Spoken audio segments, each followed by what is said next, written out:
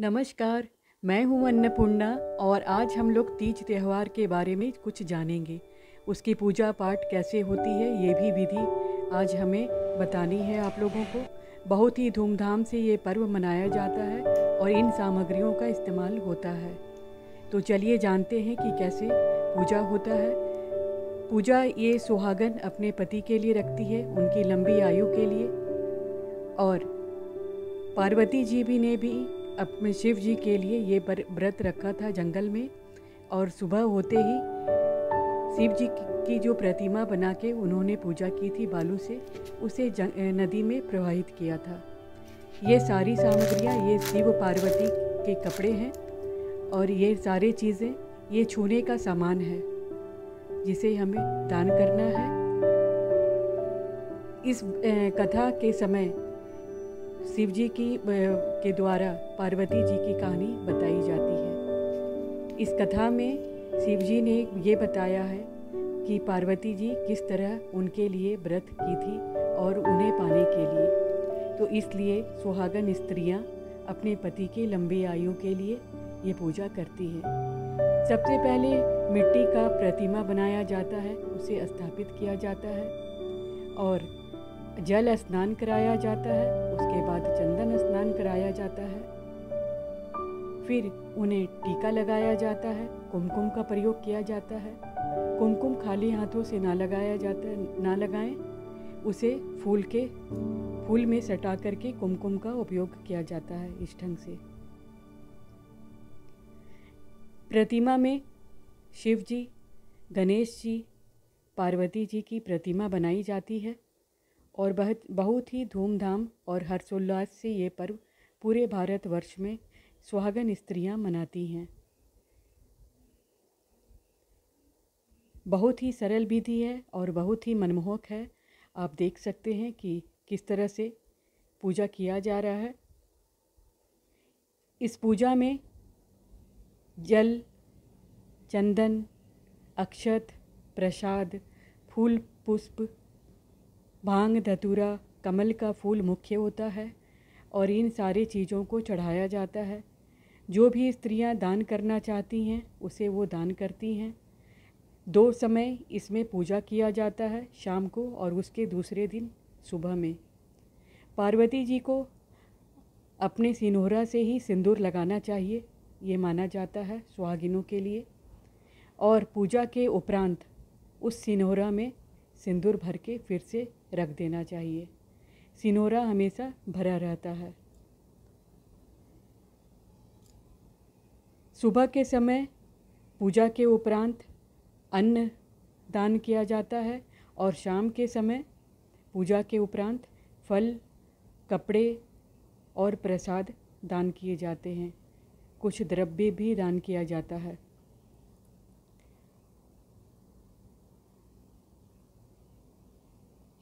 सुबह में शिव जी को दुग्ध का भी स्नान कराया जाता है। इस तरह से पूरे प्रतिमाओं में चंदन, टीका, कुमकुम, सिंदूर लगा करके उनका पूजा किया गया है। अब उन्हें रक्षा सूत्र से अर्पित किया गया है। रक्षा सूत्र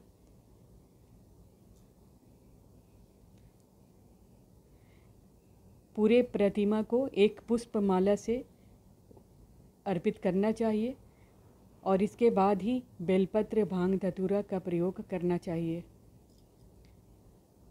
बहुत ही अच्छी विधि है और ये करने से, चूँकि ये निर्जला व्रत होता है, इसमें सुहागिनें अन्न और पानी त्याग देती हैं, जो काफ़ी प्रभावी होता है।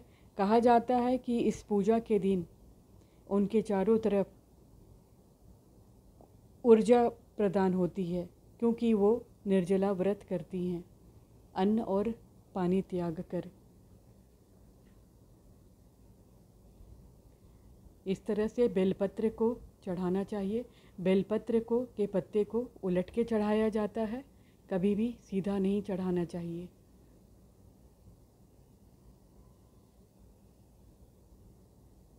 इस ढंग से बेलपत्र का अर्पण किया जाना चाहिए।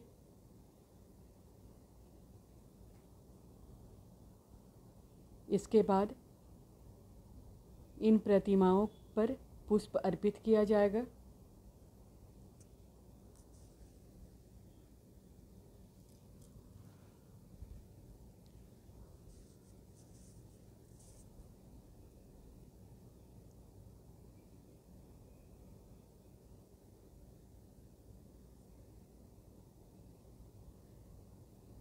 अब इसमें भांग धतूरे के पत्ते को अर्पित किया जाएगा।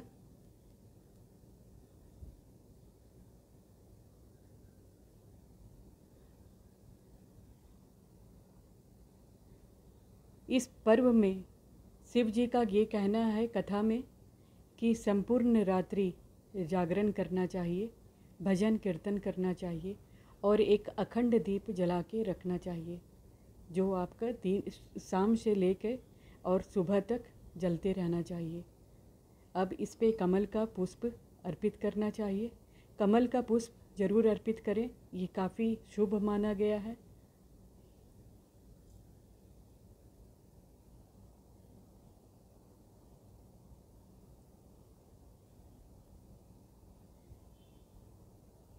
ये पर्व अपने आप में काफ़ी प्रभावशाली है, फलदायी है। कभी कभी कहीं कहीं पे कुमारी कन्या भी इस पर्व को करती है, जिससे उन्हें वर आसानी से प्राप्त हो जाते हैं। अब उन्हें शिव जी को वस्त्र अर्पित किया जा रहा है, आप देख सकते हैं। पार्वती जी का श्रृंगार का सामान है और साड़ी है।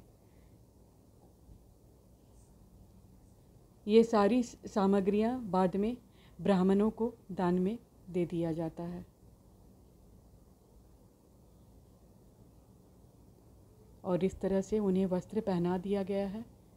धूप अगरबत्ती दीपक दिखा करके उन्हें नमस्कार करना चाहिए।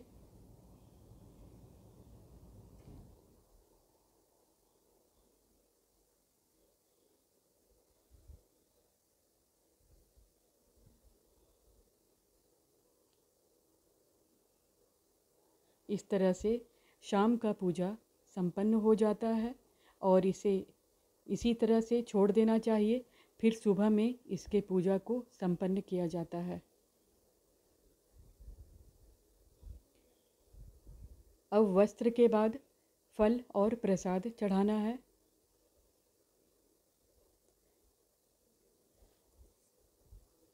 प्रसाद में हमने खजूर यानी ठेकुआ उसे कहते हैं और गुजिया, वो भी घर में बना करके और अर्पित किया जाता है।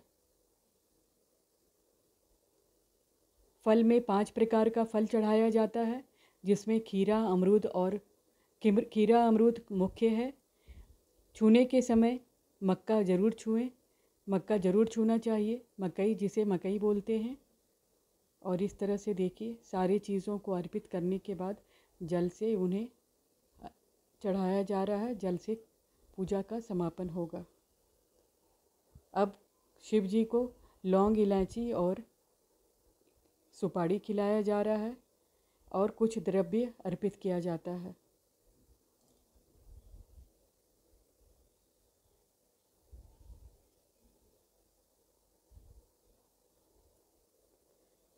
और ये लीजिए, आज शाम की पूजा संपन्न हो जाती है। तो फिर सुबह में आपसे फिर मुलाकात होगी। तो चलिए आपको दिखाते हैं कि सुबह का पूजा किस तरह से किया जाता है और सुबह का पूजा कैसे संपन्न होता है। और इस तरह से 2 समय पूजा किया जाता है। सुबह में इस तरह से सारे पुष्प को हटा करके, रात्रि के पुष्प को हटा करके फिर से उन्हें जल स्नान कराया जाता है। सारे प्रतिमाओं को जल स्नान कराया जाता है। अब इसे सुबह में दूध का भी स्नान होता है। देख सकते हैं कितना अच्छा लग रहा है। दुग्ध से शिव जी, गणेश जी, पार्वती जी का स्नान किया कराया जा रहा है।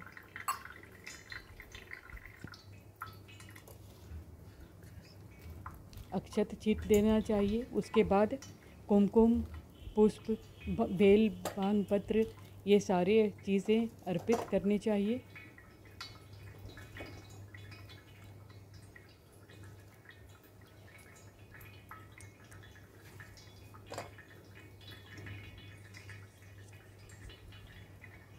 अब इस पे चंदन का पानी डाला जाएगा, चंदन अर्पित किया जाएगा।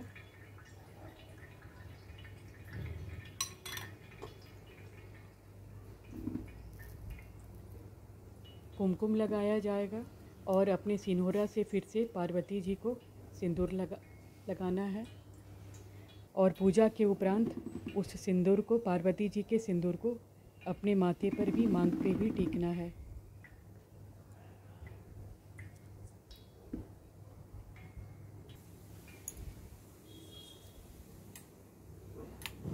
प्रसाद में, सुबह के प्रसाद में मुख्य प्रसाद होता है दही और सावा का सत्तू, जो हमने घर में तैयार किया है। और ये ही मुख्य प्रसाद होता है और इसी से सुहागिनें अपना व्रत तोड़ती हैं। ये है सावा का सत्तू।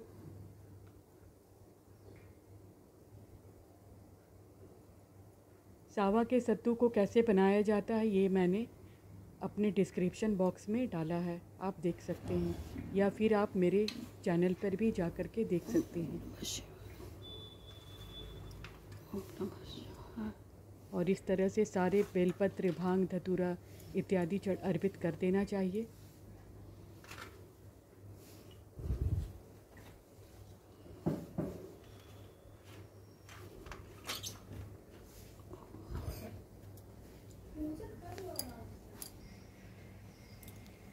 और इस तरह से लीजिए, सारा पूजा संपन्न हो गया। बहुत ही अच्छे ढंग से पूजा को कराया गया है, आप देख सकते हैं। और इनका विसर्जन भी करने के लिए सब कुछ देर के पश्चात, 2-3 मिनट के पश्चात अक्षत और जल छिड़क